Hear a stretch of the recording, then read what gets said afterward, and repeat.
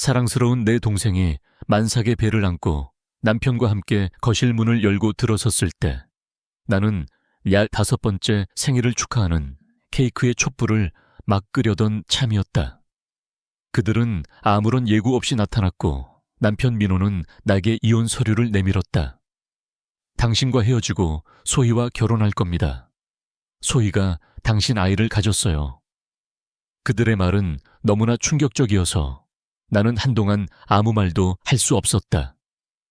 내 동생 소희는 눈물을 흘리며 언니 미안해 라고 말했지만 그 목소리에는 미안함보다 해방감이 더 크게 묻어 있었다. 내 이름은 은주다. 40대 중반 결혼 20년 차의 평범한 주부이자 동네 작은 꽃집을 운영하는 주인. 내 인생은 마치 정교하게 짜인 자수와 같았다. 단정하고 안정적이며 예측 가능했다. 이따금 따분하고 무료하다는 생각이 들 때도 있었지만 그래도 나는 이 자수에 만족하며 살아왔다. 남편 민호는 대기업에 다니는 평범한 직장인이었고 우리는 자식 없이 둘이서 고요한 시간을 보냈다. 어쩌면 그 고요함이 우리 관계의 균열을 가리는 역할을 했는지도 모른다. 어린 시절부터 소희는 내게 전부였다. 부모님은 늘 바쁘셨고 나는 소희를 업고 키우다시피 했다. 소희는 밝고 사교적이고 늘 사랑받는 아이였다. 반면 나는 늘 그림자처럼 소희의 뒤에 서 있었다.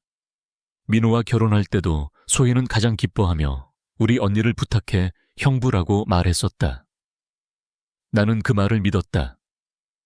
내 동생이 사랑하는 사람, 그리고 나 또한 사랑하는 사람이니 그 믿음은 마치 굳건한 바위처럼 내 마음속에 자리 잡고 있었다. 결혼 생활 20년 동안 우리는 무수한 평범한 순간들을 함께 했다. 아침 식사를 준비하고 함께 영화를 보고 가끔은 말없이 각자의 시간을 보내기도 했다. 물론 뜨거운 사랑은 아니었다. 20년이라는 시간 동안 식어버린 하지만 서로에 대한 익숙함과 편안함으로 가득 찬 관계였다. 어쩌면 나는 이 익숙함을 사랑이라고 착각하고 있었는지도 모른다. 민호는 종종 야근을 했고 나는 그에게 늦은 저녁 식사를 차려주며 기다렸다. 소희는 가끔 우리 집을 찾아와 함께 저녁 식사를 했다. 우리는 함께 웃었고 나는 그 시간들이 마치 가족의 따뜻한 풍경인 것처럼 느껴졌다. 하지만 이제 와서 돌아보면 그 모든 것이 거대한 거짓말의 시작이었다. 소희가 우리 집에 찾아와 민호와 나란히 앉아 웃던 그 모습, 민호가 소희에게 건네주던 따뜻한 시선들, 그 모든 것이 이미 우리 관계의 종말을 예고하고 있었던 것이다. 나는 너무나 순진했고 그들의 작은 신호들을 모두 가족의 정으로 오해했다. 소희가 민호에게 형부 최고라고 말하며 환하게 웃을 때 나는 그저 흐뭇하게 바라보았다. 그 웃음 속에 감춰진 탐욕을 나는 전혀 눈치채지 못했다. 내 생일날 옛날 단연 마이크에 촛불을 켜고 민호와 둘이서 조촐한 저녁 식사를 준비했다. 민호는 조금 늦는다고 했고 나는 그를 기다리며 조용히 와인 한 잔을 마셨다. 늦은 저녁 문이 열리고 민호와 소희가 함께 들어왔을 때 나는 그저 반가웠다. 소희의 만삭인 배를 보기 전까지는 말이다. 그들의 표정은 굳어 있었고 그들의 눈빛은 마치 모든 것을 털어놓기 위해 작정한 사람들처럼 흔들리고 있었다. 은주 씨, 할 말이 있어요. 민호의 목소리는 낮고 무거웠다. 그의 손에는 서류 봉투가 들려 있었다. 이게 뭐예요? 나의 질문에 민호는 봉투 안에 서류를 꺼내 테이블 위에 올려놓았다. 이혼 서류였다. 나는 웃음이 터져 나왔다. 믿을 수 없어서 너무나 황당해서 웃음밖에 나오지 않았다. 소희는 내 옆에 앉아 눈물을 훔치고 있었지만 그 눈물은 내게 아무런 감정도 불러일으키지 못했다. 오직 황망함만이 가득했다. 우리 헤어져요, 은주씨. 소희와 전 서로 사랑합니다. 민호의 말에 나는 고개를 끄덕였다. 알겠어요. 그런데 소희는 왜 여기 있는 건가요? 나의 질문에 소희는 울먹이며 말했다.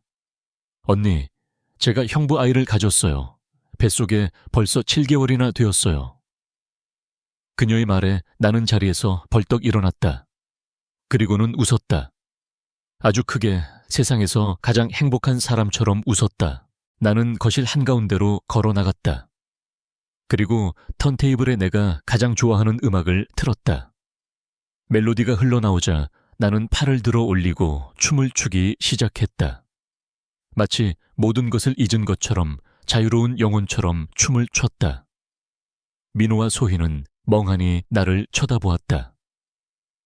은주 씨, 지금 뭐 하는 거야? 민호의 말에 나는 웃으며 대답했다. 뭐 하긴 춤추는 거지. 이 기쁜 날에 춤이라도 춰야 하지 않겠어. 춤을 추다가 나는 테이블 위로 돌아와 이혼 서류를 집어들었다.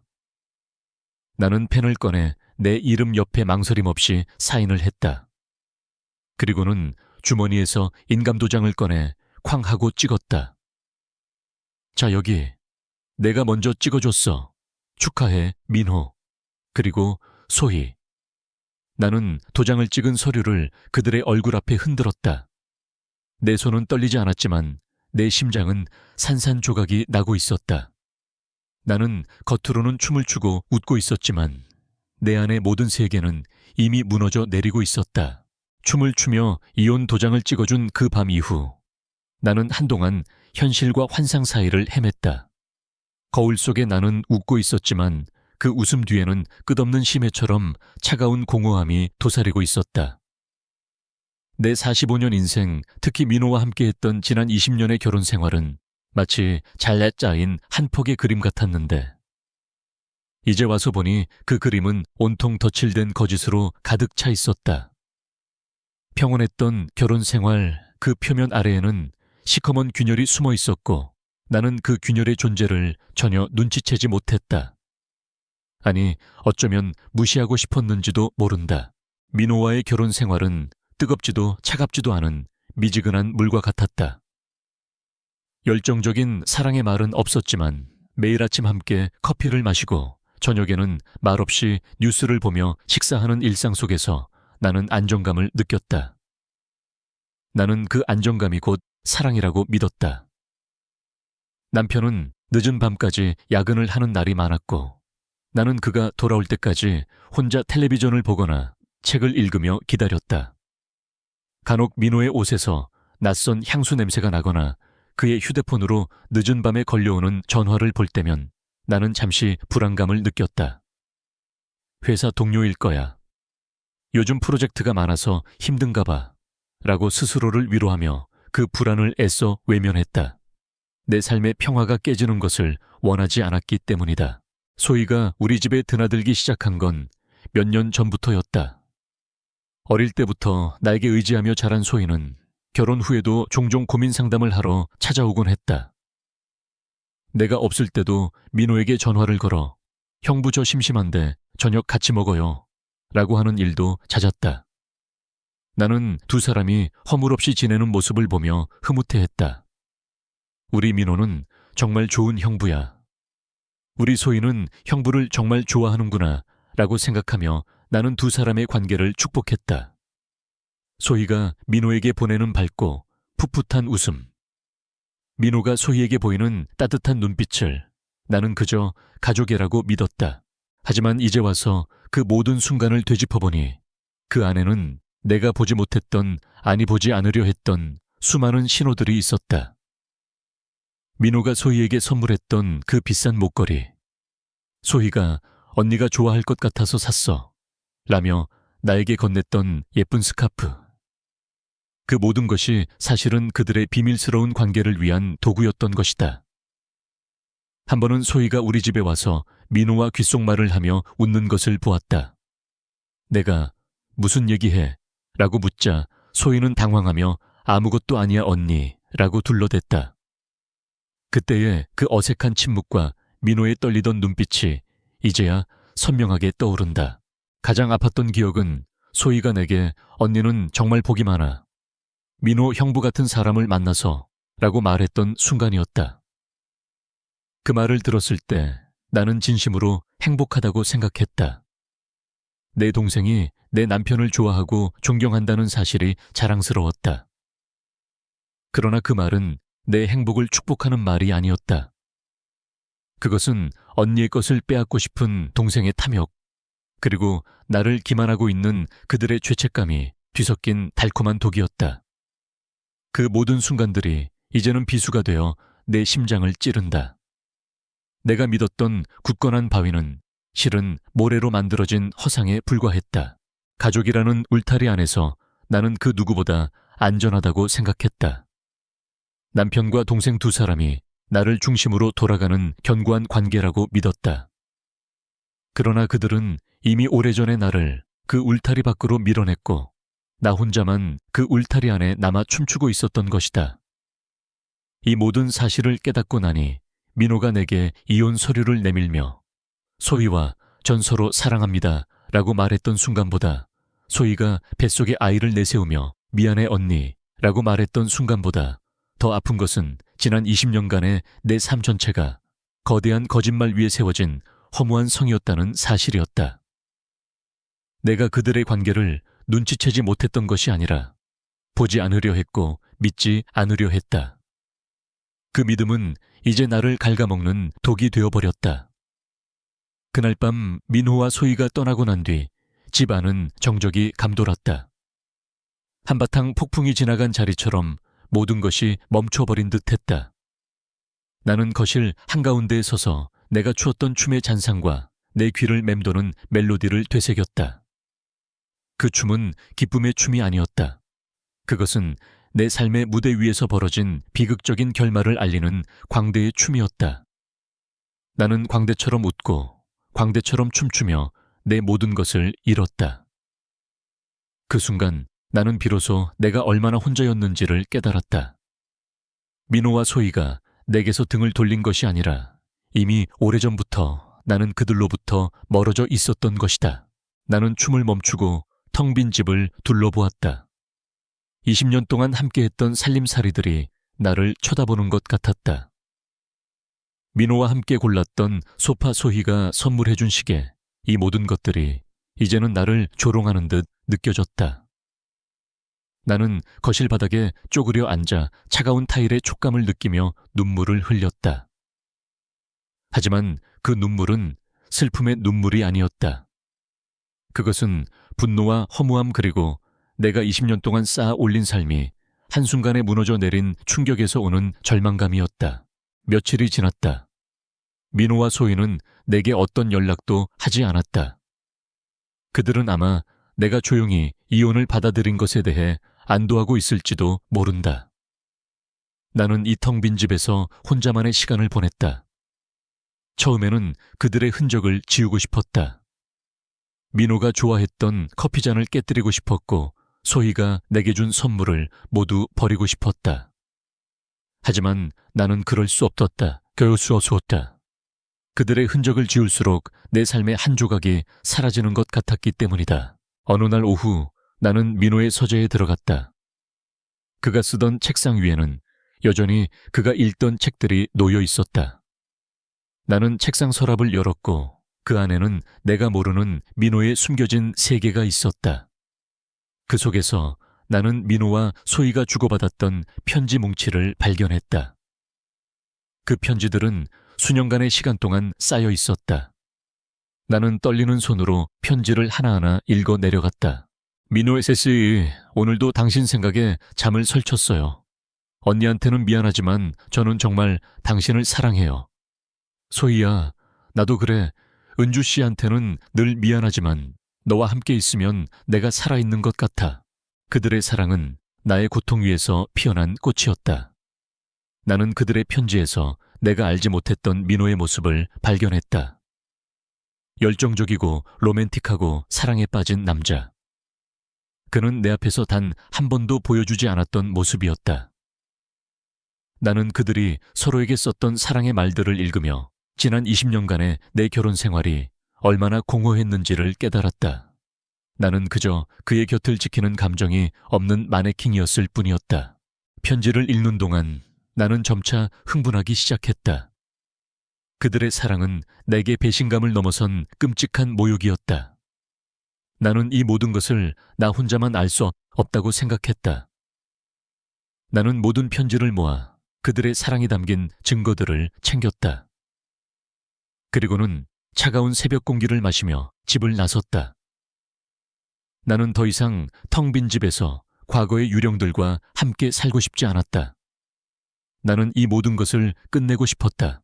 내가 향한 곳은 소희의 집이었다. 나는 그녀의 집 문을 두드렸다. 문을 연 소희는 놀란 표정으로 나를 쳐다보았다. 언니. 그녀의 부름에 나는 아무 대답도 하지 않았다. 나는 그녀의 눈을 똑바로 쳐다보며 차가운 목소리로 말했다. 민호랑 너희가 주고받았던 편지들 내가 다 봤어. 그녀의 얼굴은 순식간에 하얗게 질렸다. 나는 그녀를 지나쳐 집 안으로 들어갔다. 그리고 그녀의 남편, 그러니까 나의 형부가 되어야 했던 남자에게 모든 것을 폭로했다. 그들의 편지를 읽는 내내 내 안에 무언가가 서서히 무너져 내리는 것을 느꼈다. 그것은 단순히 배신감이나 분노가 아니었다. 지난 20년간의 내 삶 전체가 부정당하는 기분이었다. 민호가 은주 씨는 참 편안한 사람이야 라고 말할 때마다 나는 그것이 나의 장점이라고 생각했다. 하지만 그 편지 속의 민호는 소희에게 은주 씨와 함께 있으면 늘 숨막히는 기분이야 라고 적고 있었다.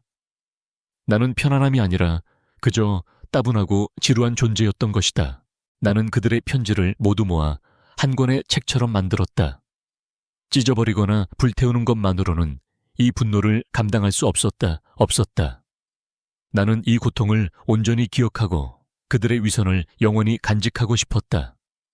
내가 가장 사랑했던 사람들의 가장 비열한 비밀을. 나는 그들의 편지를 읽으며 내가 얼마나 바보같이 속아왔는지 깨달았다. 소희가 내게 언니 민호 형부가 사준 이 옷 예쁘지? 라고 말하며 자랑했던 옷들은 사실 내가 아닌 소희를 위한 선물이었다. 나는 그저 그들의 비밀을 감추기 위한 도구였을 뿐이었다.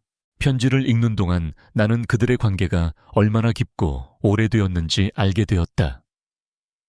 민호가 출장 간다고 했던 날들, 소희가 친구들이랑 여행 가라며 떠났던 날들, 그 모든 순간들이 사실은 그들이 함께했던 시간이었다. 나는 그들의 거짓말 속에서 홀로 행복한 척하며 살고 있었다. 그들의 편지 속에는 미래에 대한 계획도 있었다. 아이를 낳고 새로운 집에서 함께 살고 싶은 소망. 그들은 이미 오래전부터 나를 버리고 새로운 가정을 꾸릴 준비를 하고 있었던 것이다. 나는 그들의 편지를 모두 읽고 나서 아무런 감정도 느끼지 못하는 상태가 되었다. 눈물도 나오지 않았고 분노도 사라졌다. 오직 차가운 공허함만이 남았다. 나는 이 고통을 혼자 감당할 수 없었다. 이 모든 것이 나만의 비밀로 남는다면 나는 영원히 이 고통 속에서 벗어날 수 없을 것 같았다. 나는 이 사실을 누군가에게 말해야 했다. 그리고 그 대상은 우리 엄마였다. 나는 엄마에게 전화를 걸어 엄마 할 말이 있어요 라고 말했다. 엄마는 내 목소리에서 이상한 기운을 느꼈는지 은주야, 무슨 일 있니? 라고 물었다. 나는 담담하게 모든 것을 털어놓았다. 민호가 소희와 바람이 났고 소희가 민호의 아이를 임신했으며 그들이 내게 이혼 서류를 내밀었다는 사실까지. 내 말을 들은 엄마는 한동안 아무 말도 하지 못했다. 나는 엄마의 침묵 속에서 나를 향한 동정이나 연민이 아닌 무언가 다른 감정을 읽을 수 있었다. 엄마는 이내 조심스럽게 말했다. 은주야, 그래도 소희는 내 동생 아니니 어떻게든 잘 얘기해서 해결해보렴. 민호도 아마 순간적으로 흔들렸을 거야. 엄마의 말에 나는 충격을 받았다. 엄마는 나를 위로해주기는커녕 오히려 내가 이 문제를 해결해야 한다고 말했다. 엄마 소희가 임신을 했대요. 그것도 민호의 아이를요. 나의 말에도 엄마는 변함없이 말했다. 그래도 너희가 20년을 함께 살았는데 어떻게 하루아침에 남처럼 될 수 있니? 민호는 좋은 사람이야. 네가 조금만 더 이해해주면 안 되겠니? 나는 엄마의 말에 아무 대답도 할 수 없었다. 엄마는 나를 위로해 주려 하는 것이 아니었다. 엄마는 자신의 딸들이 겪는 불행을 외면하고 싶었던 것이다. 그녀의 침묵과 말 속에서 나는 사회가 가진 가부장적인 가치관과 가족의 체면을 중시하는 전통적인 사고방식을 읽었다. 나는 엄마의 위로가 아닌 또 다른 형태의 배신을 당한 기분이었다. 나는 결국 전화를 끊었다. 이 세상에 내 편은 아무도 없었다. 나는 완전히 혼자였다. 나는 엄마와의 통화 이후 더 이상 아무에게도 기댈 수 없다는 것을 깨달았다. 엄마의 침묵은 나의 상처를 더욱 깊게 파고들었다. 나는 그들의 편지를 한 권의 책처럼 묶어 낡은 상자 안에 넣고 그 상자를 벽장 깊숙한 곳에 숨겼다. 이제 그들의 편지는 나의 가장 아픈 비밀이자 그들을 향한 나의 분노와 슬픔을 증명하는 유일한 증거가 되었다. 그 증거들을 숨겨두는 것만이 내가 할 수 있는 유일한 복수였다. 그 후 며칠 동안 나는 텅 빈 집에서 혼자만의 시간을 보냈다. 민호가 좋아했던 소파에 앉아 텔레비전을 보았고 민호가 읽던 책을 읽었다. 하지만 그 모든 행동은 의미가 없었다. 마치 유령처럼 집안을 떠돌며 과거의 흔적들을 더듬는 것 같았다.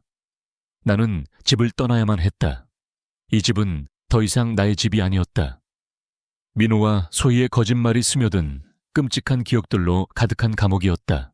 나는 부동산 중개업소에 전화를 걸어 집을 내놓았다. 중개업자는 내가 이 집을 팔려는 이유를 물었고 나는 그냥요. 새로운 곳에서 살고 싶어서요. 라고 둘러댔다. 나는 이 집에서 있었던 일들을 아무에게도 말하고 싶지 않았다. 그들의 불륜과 나의 비극을 세상에 알리고 싶지 않았다. 나는 이 모든 것을 나 혼자만의 비밀로 간직하고 싶었다. 집을 처분하고 난 뒤 나는 짐을 정리하기 시작했다. 20년 동안 쌓아온 짐들은 생각보다 많았다. 나는 물건들을 하나하나 보며 지난 세월을 되돌아보았다.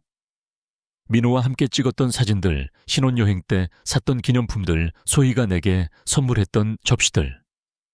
그 모든 물건들이 나를 향해 말을 거는 것 같았다. 우리는 모두 거짓말이었어. 우리는 모두 가짜였어. 라고.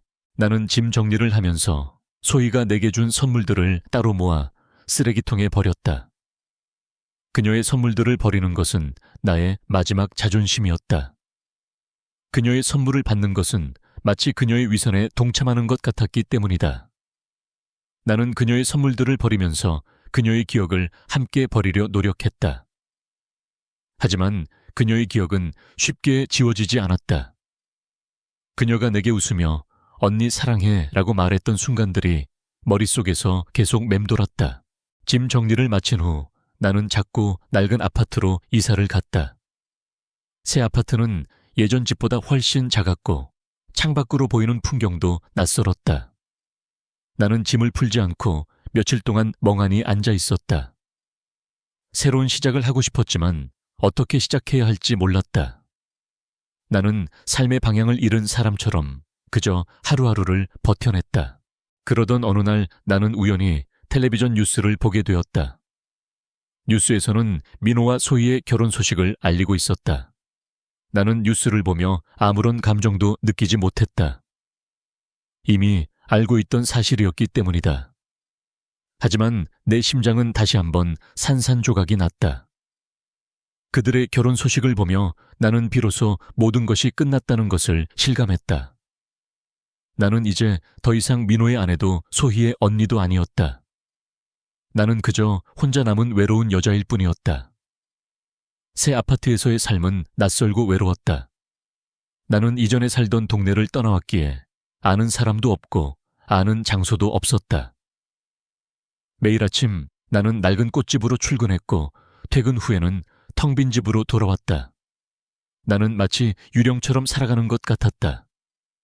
나의 존재를 아는 사람도 나에게 말을 걸어주는 사람도 없었다. 나는 이 외로움 속에서 지난날의 행복을 되새기려 노력했다. 하지만 행복했던 기억들은 이제 더 이상 행복하게 느껴지지 않았다. 그 기억들은 모두 거짓말 위에 세워진 허상일 뿐이었다. 새로운 동네의 낯선 풍경 속에서 나는 혼자 밥을 먹고 혼자 산책을 했다. 가끔 공원에서 손을 잡고 걷는 노부부를 보거나 어린아이와 뛰어노는 젊은 부부를 볼 때면 나는 가슴 한켠이 시리고 아파왔다. 그들의 행복한 모습은 나의 불행을 더욱 돋보이게 만들었다.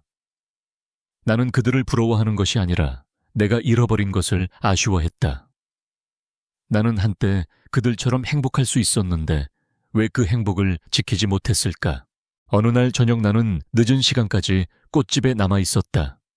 민호와 소희가 결혼했다는 소식을 들은 후 나는 왠지 모르게 집에 돌아가기가 싫었다. 꽃집에 앉아 창밖을 바라보며 나는 내 인생의 의미에 대해 생각했다. 지난 20년 동안 나는 민호의 아내 소희의 언니, 그리고 누군가의 딸로 살아왔다. 하지만 이제 나는 그 누구의 것도 아니었다. 나는 그저 혼자 남은 아무것도 아닌 사람이었다. 그때 꽃집 문이 열리고 한 여인이 들어왔다. 그녀는 내 나이 또래의 여인이었는데 얼굴에 깊은 슬픔이 드리워져 있었다. 그녀는 말없이 꽃들을 둘러보다가 내게 다가와 장미꽃 한 송이만 주세요 라고 말했다. 나는 그녀에게 빨간 장미꽃 한 송이를 건넸다. 그녀는 장미꽃을 들고 한참 동안 바라보더니 제 남편이 바람을 피웠어요. 그것도 제 친한 친구와요. 그래서 남편이 가장 좋아했던 장미꽃을 보러 왔어요. 라고 말했다. 그녀의 말에 나는 아무 말도 할 수 없었다. 나는 그녀의 슬픔에 공감했고 그녀의 고통을 이해했다. 나는 그녀의 손을 잡고 괜찮아요. 잘 될 거예요. 라고 말했다. 하지만 나의 말은 그녀에게 아무런 위로도 되지 않았다. 나는 그녀의 슬픔을 보며 나의 슬픔을 다시 한번 느꼈다. 나는 그녀에게 나의 이야기를 해주었다. 내 남편이 내 동생과 바람을 피웠고 그들이 내게 이혼 서류를 내밀었다는 이야기를. 나의 이야기를 들은 그녀는 놀라움과 동정심이 뒤섞인 표정으로 나를 바라보았다. 어떻게 그런 일이 정말 힘드시겠어요. 그녀의 말에 나는 고개를 끄덕였다. 괜찮아요. 이제는 괜찮아요. 나는 그녀에게 그렇게 말했지만 사실은 괜찮지 않았다. 나는 여전히 아팠고 여전히 외로웠다. 그녀는 내게 고맙다는 말을 남기고 꽃집을 나섰다. 나는 그녀가 떠난 뒤 혼자 앉아 눈물을 흘렸다. 그녀의 슬픔을 보며 나는 나 혼자만이 이런 고통을 겪는 것이 아니라는 것을 깨달았다. 하지만 그 깨달음은 나에게 위로가 되지 못했다. 오히려 나의 슬픔을 더욱 깊게 만들었다. 나는 그녀처럼 슬퍼하고 그녀처럼 아파하고 있었다. 우리는 모두 같은 상처를 가진 사람들이었다. 나는 그날 이후 텅 빈 집에서 벗어나기 위해 더 노력했다. 꽃집 문을 일찍 닫고 집 근처 도서관에 가거나 사람들의 왕래가 잦은 카페에 앉아 시간을 보냈다. 외로움을 잊기 위해서였다. 낯선 사람들의 소음 속에서 나는 잠시나마 나의 슬픔을 잊을 수 있었다. 그들의 평범한 일상은 나에게 또 다른 위로가 되었다. 세상은 여전히 돌아가고 있고 나는 그 세상의 한 조각이라는 사실을 깨닫게 해 주었기 때문이다. 어느 날 오후 나는 우연히 한 카페에서 민호와 소희를 보게 되었다. 그들은 테이블에 마주 앉아 서로의 손을 잡고 있었다. 소희는 배가 더 불러 있었고 민호는 그런 소희를 사랑스러운 눈빛으로 바라보았다. 그들의 행복한 모습은 내게 너무나 가혹한 현실이었다. 나는 그들을 보며 내가 잃어버린 것이 무엇인지를 다시 한번 깨달았다. 나는 한때 저들의 사랑을 받았고 한때 저들의 가족이었다. 하지만 이제 나는 그들의 세상에서 완전히 사라진 존재가 되었다. 나는 그들에게 다가가고 싶었지만 발이 움직이지 않았다. 나는 그저 그들을 바라볼 수밖에 없었다. 그들의 행복한 모습은 내게 칼날이 되어 내 심장을 찔렀다. 나는 그들에게 분노를 느끼는 것조차 사치라는 것을 깨달았다. 그들은 이미 나를 잊고 새로운 삶을 시작했다. 나는 그들의 삶에 더 이상 어떤 영향도 미칠 수 없는 존재였다. 그들의 모습을 보면서 나는 잊고 지냈던 한 가지를 떠올렸다. 소희가 임신했을 때 민호가 내게 이혼 서류를 내밀며 말했던 거. 당신과 헤어지고 소희와 결혼할 겁니다. 소희가 당신 아이를 가졌어요. 나는 그들의 말에 아무런 대답도 하지 못하고 춤을 추었었다. 이제 와서 생각하니 그 춤은 나의 마지막 자존심이었다. 그들에게 나의 고통을 보여주고 싶지 않았던 것이다. 하지만 이제 나는 나의 자존심이 내게 얼마나 큰 상처를 남겼는지 알게 되었다. 내가 그들에게 분노하고 울고 소리쳤다면 어쩌면 그들은 내게 조금이라도 죄책감을 느꼈을지도 모른다. 하지만 나는 그들에게 아무런 상처도 주지 못했다. 오히려 그들에게 더 큰 자유를 주었다. 그날 이후 나는 민호와 소희의 결혼 소식을 더 이상 듣지 않으려 노력했다. 하지만 세상은 내게 자비를 베풀지 않았다. 어느 날 나는 우연히 민호의 SNS 계정을 보게 되었다. 그곳에는 민호와 소희가 행복하게 찍은 사진들이 가득했다. 만삭인 소희의 배를 안고 있는 민호의 모습, 그리고 태어난 아기를 안고 행복하게 웃고 있는 그들의 모습. 나는 그 사진들을 보며 그들의 행복이 나의 불행 위에서 피어났다는 것을 깨달았다. 나는 더 이상 그들을 미워하지 않았다. 그들을 미워하는 것은 내게 더 큰 고통을 가져다 주었기 때문이다. 나는 그들의 행복을 저주하는 것이 아니라 그들의 불행을 바라는 것조차 포기했다.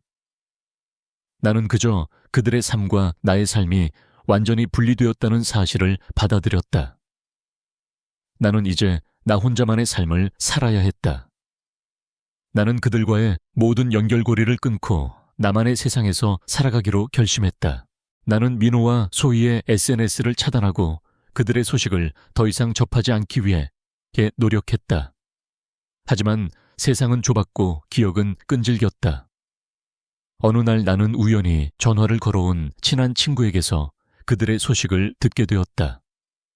은주야, 민호랑 소희가 결혼했대. 아기도 낳았다고 하더라. 아주 예쁜 딸이래.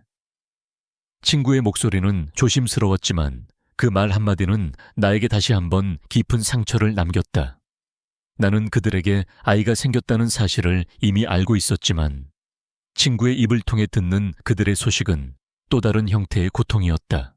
친구와의 통화를 끊고 나는 멍하니 앉아 있었다. 그들의 아이는 내 조카가 될 수도 있었던 존재였다. 소희가 낳은 아이는 내 피를 물려받은 세상에서 가장 소중한 존재가 될 수도 있었다. 하지만 이제 그 아이는 내게 아픈 기억이자 그들의 행복을 증명하는 증거일 뿐이었다. 나는 그 아이를 미워하는 것조차 사치라는 것을 알았다. 그 아이는 죄가 없었다. 모든 것은 어른들의 잘못된 선택 때문이었다. 나는 며칠 동안 잠을 이루지 못했다. 밤마다 눈을 감으면 민호와 소희가 행복하게 웃고 있는 모습, 그리고 그들의 품에 안겨있는 아기의 모습이 떠올랐다. 그들의 행복은 나의 불행 위에서 피어난 꽃이었다. 나는 그 꽃을 보며 나 자신을 미워했다.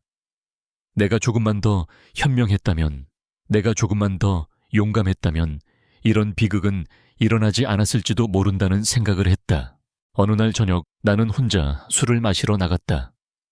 낯선 술집에서 나는 혼자 술잔을 기울이며 지난 날을 회상했다.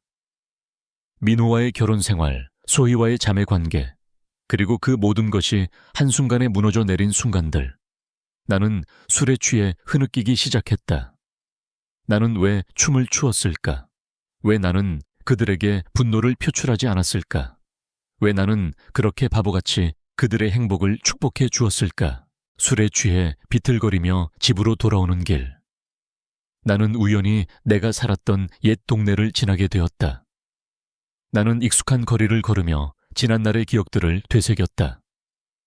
민호와 함께 산책했던 길, 소희와 함께 장을 보러 갔던 길. 그 모든 길들이 나를 향해 손짓하는 것 같았다. 은주야, 여기는 너의 행복이 있던 곳이야. 은주야, 여기는 너의 추억이 있던 곳이야 라고. 나는 결국 옛집 앞으로 다가갔다. 집 앞에는 낯선 가족의 차가 주차되어 있었고 창문 너머로는 행복한 웃음소리가 들려왔다. 나는 그들의 행복한 모습을 보며 나의 자리가 사라졌다는 것을 다시 한번 깨달았다. 나는 이제 그들의 세상에 속한 사람이 아니었다. 나는 그저 지나가는 행인일 뿐이었다. 나는 집 앞에서 한참 동안 서 있었다. 그리고는 비로소 나의 지난 날이 얼마나 소중했는지를 깨달았다. 비록 거짓말 위에 세워진 행복이었지만 그래도 나는 한때 사랑을 받았고 한때 가족의 일원이었다. 그 모든 것이 이제는 추억이 되어버렸지만 그래도 나는 그 추억을 간직하고 싶었다. 나는 더 이상 그들을 미워하지 않기로 결심했다. 그들을 미워하는 것은 나를 더 불행하게 만들 뿐이라는 것을 알았기 때문이다. 나는 더 이상 민호와 소희의 소식을 찾아보지 않았다. 그들의 삶은 그들의 것이고 나의 삶은 나의 것이라는 것을 받아들이기로 했다. 하지만 마음속 깊은 곳에서는 여전히 그들을 향한 미움과 서운함이 남아 있었다. 나는 이 감정들을 어떻게 해야 할지 몰랐다. 억지로 잊으려 할수록 그들의 얼굴은 더 선명하게 떠올랐다. 나는 이 굴레에서 벗어나고 싶었다. 그러던 어느 날 나는 우연히 낡은 상자 안에 넣어두었던 그들의 편지를 발견했다. 찢어버리거나 불태우는 것만으로는 이 모든 것을 해결할 수 없다는 것을 깨달았던 그때의 나처럼 나는 이번에도 편지를 찢거나 불태우지 않았다. 대신 나는 그들의 편지를 모두 꺼내 책상 위에 올려놓았다. 그리고는 그 편지들 옆에 하얀 종이를 꺼내 그들에게 답장을 쓰기 시작했다. 하지만 그 편지들은 결코 붙여지지 않을 나 혼자만의 편지였다. 나는 민호에게 편지를 썼다. 민호에게. 당신이 내게 이혼 서류를 내밀며 소희와 사랑한다고 말했을 때 나는 춤을 추었다. 그 춤은 기쁨의 춤이 아니었다. 당신에게 나의 슬픔을 보여주고 싶지 않았던 나의 마지막 자존심이었다. 하지만 이제 와서 생각해보니 그때 울고 소리쳤어야 했나 싶기도 하다. 당신의 위선에 대해 그리고 당신의 비겁함에 대해. 하지만 나는 당신을 미워하지 않는다. 미움은 나를 더 불행하게 만들 뿐이니까. 당신의 삶이 행복하기를 바란다. 그리고 당신의 삶이 불행하지 않기를 바란다. 진심으로 나는 소희에게도 편지를 썼다. 소희에게. 나는 너를 업고 키웠다. 너의 웃음소리가 내게는 세상에서 가장 아름다운 음악이었다. 나는 너를 믿었고 너를 사랑했다. 하지만 너는 나를 배신했다. 너의 배신은 내게 칼날이 되어 내 심장을 찔렀다. 나는 너를 용서할 수 없다. 하지만 동시에 너를 미워하는 것조차 힘에 부친다. 너도 외로웠겠지. 내가 아닌 다른 사람에게서 사랑을 찾고 싶었겠지. 나는 너의 아픔을 이해한다. 하지만 너의 행동은 용서할 수 없다. 부디 너의 삶이 행복하기를 바란다. 그리고 너의 삶이 불행하지 않기를 바란다. 그리고 나는 나 자신에게도 편지를 썼다. 은주에게. 너는 지난 20년간의 삶을 거짓말 위에서 보냈다. 하지만 그 거짓말 속에서도 너는 행복했다. 그 행복은 가짜가 아니었다. 너는 민호와 소희를 사랑했고 그들도 한때는 너를 사랑했을 것이다. 이제 너는 그 모든 것을 잃었다. 하지만 너는 모든 것을 잃은 것이 아니다. 너는 너 자신을 찾았다. 이제는 더 이상 그 누구의 아내도 동생도 아닌 오직 너 자신으로 살아가기를 바란다. 너의 삶이 행복하기를 바란다. 그리고 너의 삶이 불행하지 않기를 바란다. 나는 편지를 모두 쓰고 나서 그 편지들을 한 권의 책처럼 묶었다. 그리고는 그 책을 나의 일기장 옆에 놓았다. 그들의 편지 뭉치와 나의 편지 뭉치는 나의 지난날의 아픔과 나의 미래의 희망을 함께 담고 있었다. 나는 더 이상 과거에 얽매이지 않기로 결심했다. 나는 이 모든 고통을 나의 성장의 발판으로 삼고 새로운 삶을 시작하기로 결심했다. 세월은 흘렀고 나는 이제 더 이상 과거에 얽매이지 않는 사람이 되었다. 꽃집은 여전히 나의 유일한 일터이자 안식처였다. 나는 꽃을 다듬고 꽃을 팔고 꽃을 보며 마음의 평화를 얻었다. 꽃들은 나에게 말을 걸었고 나는 그들의 침묵 속에서 나 자신을 위로했다. 어느 날 오후 나는 찻잔을 들고 창밖을 바라보며 앉아 있었다. 햇살이 창문을 통해 들어와 거실을 환하게 비추었다. 나는 그 햇살을 받으며 지난날의 기억들을 떠올렸다. 민호와 소희의 배신 엄마의 침묵, 그리고 내가 홀로 감당해야 했던 모든 고통들. 그 모든 것들이 이제는 마치 오래된 영화처럼 느껴졌다. 더 이상 아프지도 슬프지도 않았다. 나는 이제 나 혼자만의 삶을 살고 있었다. 밥을 먹고 싶을 때 밥을 먹고 자고 싶을 때 잠을 잤다. 그 누구의 눈치도 보지 않고 그 누구의 허락도 받지 않고 오직 나만을 위한 삶을 살고 있었다. 외롭지 않다면 거짓말일 것이다. 하지만 그 외로움은 더 이상 나를 무너뜨리는 고통이 아니었다. 그것은 마치 오래된 친구처럼 나의 삶을 함께 걷고 있는 또 다른 나 자신이었다. 나는 더 이상 그들을 미워하지 않는다.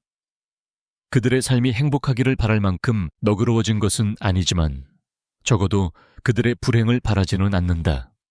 그들은 그들 나름대로의 삶을 살아가고 있을 것이다. 나는 그들의 삶에 더 이상 어떤 영향도 미칠 수 없는 완전히 분리된 존재가 되었다. 나는 찻잔을 들고 창밖을 다시 한번 바라보았다. 멀리서 아이들이 뛰어노는 소리가 들려왔다. 나는 그 소리를 들으며 나의 삶도 언젠가는 행복으로 가득 찰 수 있을 것이라는 희망을 가졌다. 비록 민호와 소희와는 함께할 수 없지만 나 혼자서도 충분히 행복할 수 있다는 것을 깨달았다. 나의 삶은 여전히 진행 중이고 나의 이야기는 아직 끝나지 않았다. 나는 이 평화로운 오후처럼 나의 남은 인생을 조용하고 평화롭게 살아가기로 결심했다.